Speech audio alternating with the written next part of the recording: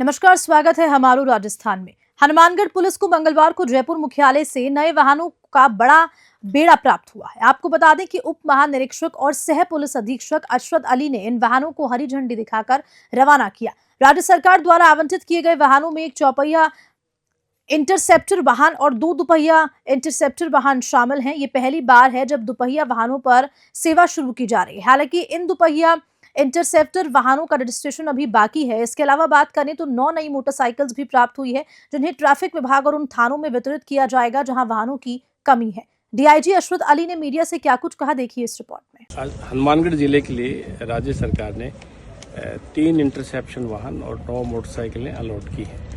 और एक बड़ा इंटरसेप्शन जो 4 व्हीलर पे है और 2 इंटरसेप्शन वाहन जो अभी जिनका रजिस्ट्रेशन बाकी है वो मोटरसाइकिल पे इंटरसेप्शन है। जो तेज़ गति से चलने वाले वाहन हैं उनको मोटरसाइकिल पे 2 नए वाहन दिए हैं। मेरे ख्याल से पहली बार ही है इस प्रकार दिए, और 9 नई मोटरसाइकिलें दी हैं जो ट्रैफिक में और विभिन्न थानों में जहां वाहनों की कमी थी वहां सबको उपलब्ध करवाई गई है। सर, एक तो ट्रैफिक की सबसे बड़ी प्रॉब्लम ये अपने ओवर ब्रिजेस बन रहे हैं, इसकी वजह से, और ये सीवरेज लाइन डल रही है, इससे हमारे डाइवर्जन के कारण सारी ट्रैफिक व्यवस्था गड़बड़ हो गई। ऐसा नहीं है, ट्रैफिक के लिए हमने 30 आदमी एक्स्ट्रा पुलिस लाइन से लगा रखे हैं।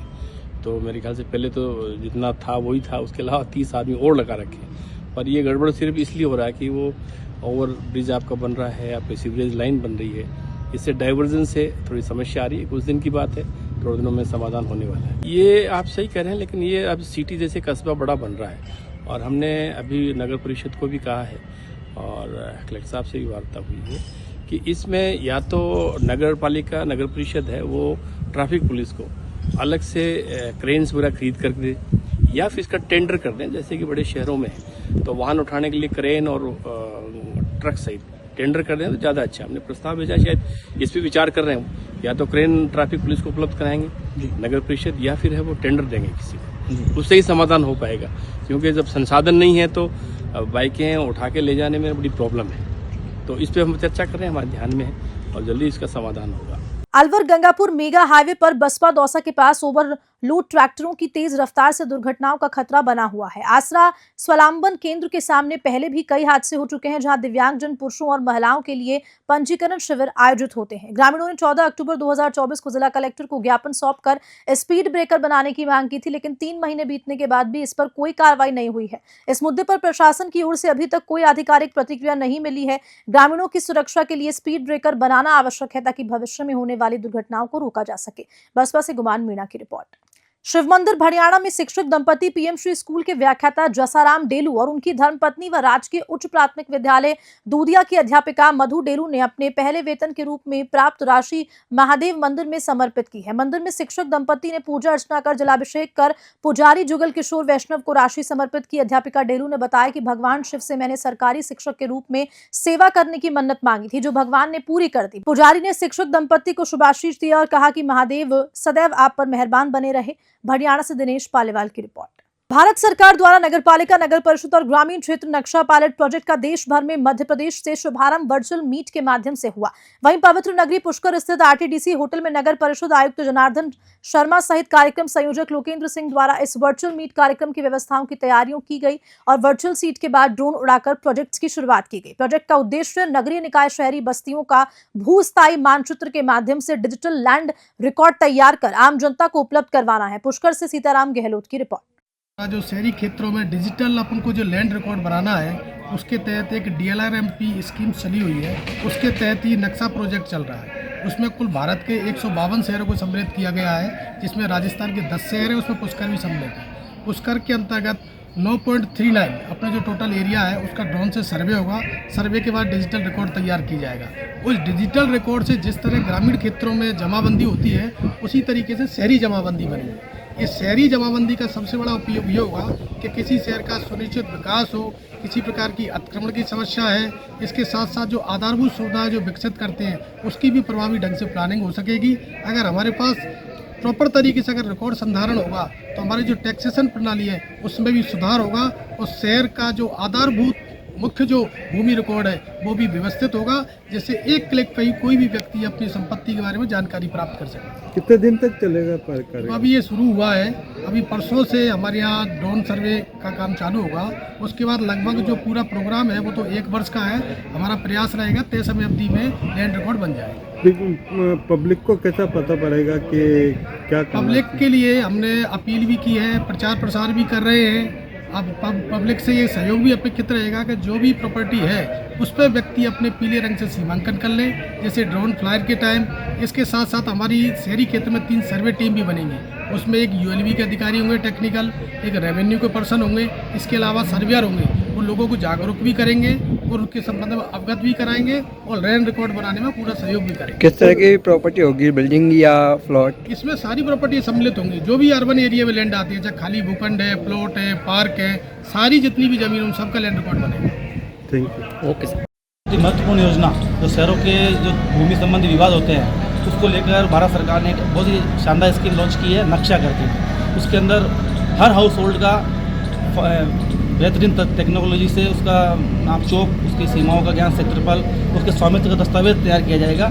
इसका आज प्रथम चरण में विधिवत शुभारंभ हमारे नगर पालिका के निवर्तमान सभापति कमाल जी पाठक साहब, शिव स्वरूप जी और कमिश्नर साहब के सानिध्य में हुआ है। पूरे भारत में आज 154 शहरों में एक जो नया योजना चालू की गई है, इससे मैं समझता हूँ कि शहरी आम लोगों के जो ज़मीनों के विवाद है, वो धोखाधड़ियाँ हैं, वो कम होगी और प्रत्येक हाउस होल्ड का अलग से प्रॉपर नाप चौक और लेखा जोखा हो पाएगा और शहरी जमाबंदी तैयार हो पाएगी। कितने दिन तक चलेगा ये? अभी प्रथम चरण में मुझे लगता है 3-4 महीने का ये कार्यक्रम है और पूरा 1 साल इसमें लगेगा, लेकिन व्यवस्थित तरीके से हर एक मालिकाना दस्तावेज और उसके नाप चौक और क्षेत्रफल के सेक्टर में एक महत्वपूर्ण कदम भारत सरकार नरेंद्र मोदी जी द्वारा किया गया है, क्योंकि स्वागत होगी। आपका परिचय? अरुण वैष्णव, महामंत्री भाजपा पुष्कर। डूंगरपुर नगर परिषद और ट्रैफिक पुलिस ने संयुक्त रूप से बड़ी कार्रवाई करते हुए शहर की सड़कों से अतिक्रमण हटाया। गेप सागर की पाल से लेकर कलेक्ट्रेट रोड तक चली इस कार्रवाई में अवैध रूप से लगाए गए ठेले, लरिया और सड़क पर व्यापारियों का सामान हटाया गया। नगर परिषद के सफाई इंस्पेक्टर राम सिंह राजावत और ट्रैफिक इंचार्ज भूपेंद्र सिंह के नेतृत्व में टीमों ने सुबह से ही अभियान शुरू किया।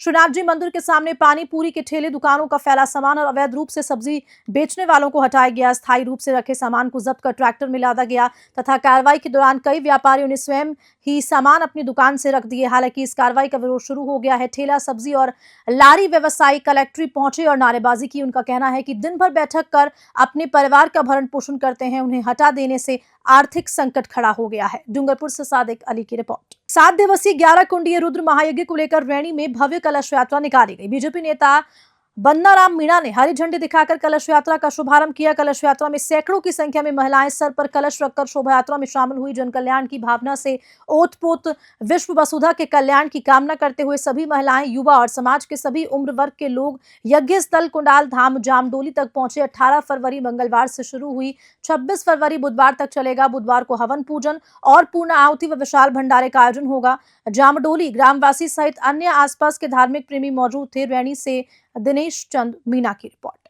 सिद्धेश्वर हनुमान मंदिर सुडाला के महंत अवधेश दास महाराज को प्रयागराज महाकुंभ में जगत गुरु दिवाकर द्वाराचार्य की उपाधि मिलने पर जयपुर में भव्य स्वागत किया गया। उनके आगमन पर शोभा यात्रा निकाली गई, जिसमें गाजे बाजे के साथ श्रद्धालुओं ने पुष्प वर्षा की। सिविल लाइंस विधायक गोपाल शर्मा ने महाराज श्री को साफा पहनाकर और शॉल उठाकर आशीर्वाद लिया। विधायक शर्मा ने कहा कि ये छोटी काशी के लिए गौरव का क्षण है। इस अवसर पर मंदिर को भव्य रूप से सजाया गया और भजन कीर्तन व भंडारे का आयोजन किया गया। बता दें कि ये उपाधि चतुर्थ संप्रदाय व अखाड़ा परिषद ने प्रयागराज महाकुंभ में हजारों संतों की उपस्थिति में प्रदान की। बीकानेर जिले के नोखा क्षेत्र में स्थित केडली गांव के राजकीय प्राथमिक विद्यालय देवनाडा में आज जर्जर वाटर टैंक की छत गिरने से 3 छात्राओं की मौत हो गई। न्यूज 21 ने इस संबंध में खबर प्रसारित की थी, जिसके फलस्वरूप जिला कलेक्टर नम्रता विष्णु व एसपी काविंद्र सिंह मौके पर पहुंच गए। मृतक के परिजनों और ग्रामीणों ने मोर्ची के आगे देहात कांग्रेस अध्यक्ष विष्णुराम सियाग, मगनाराम केरली, सवाई सिंह चरकड़ा के नेतृत्व में धरना दिया और प्रशासन ने मृतकों के परिवारों को 50 लाख की आर्थिक सहायता प्रदान की। वहीं घटना में जिम्मेदार लोगों पर कड़ी कार्रवाई की मांग की जाएगी।